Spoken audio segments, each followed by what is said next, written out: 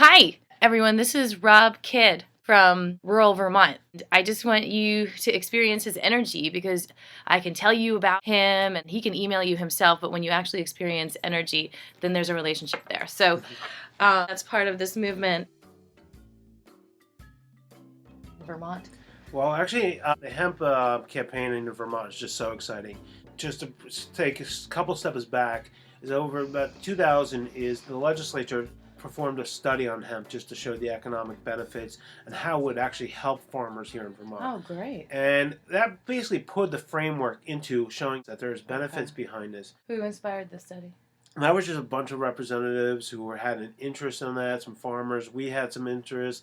UVM Extension, the University of Vermont Extension Services, they wanted to actually just look into that as a possibility. Is the study available to read somewhere Yeah, online? the study is available online, available from the UVM Extension website, that particular study. Great. So that was early on stages. Then later on, in 2006, we started doing a full-fledged campaign to actually get Vermont's laws to be changed. At that time, Vermont, we were successfully able to lobby the legislature into passing a bill that actually allowed hemp cultivation if the feds changed their rules.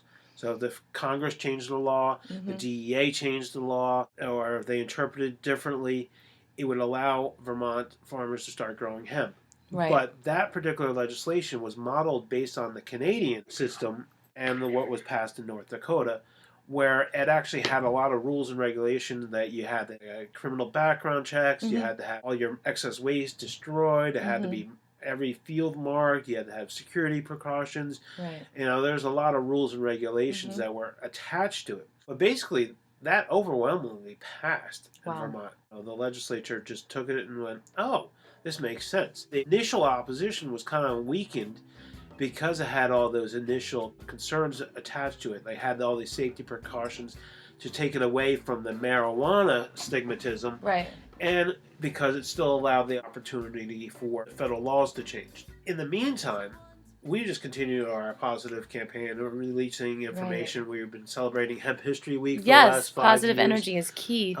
And just doing complete education around that. And since that legislation passed, we've had our Congressman Peter Welch sign on to the industrial hemp bill in the House. We've had our one senator, Senator Bernie Sanders, sign on to it in the Senate.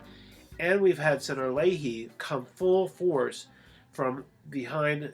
His initial response was, we have a connection to the law enforcement community, to now where they firmly support us behind the bill. Great. So they're not just talking the line of what law enforcement community wants you to do.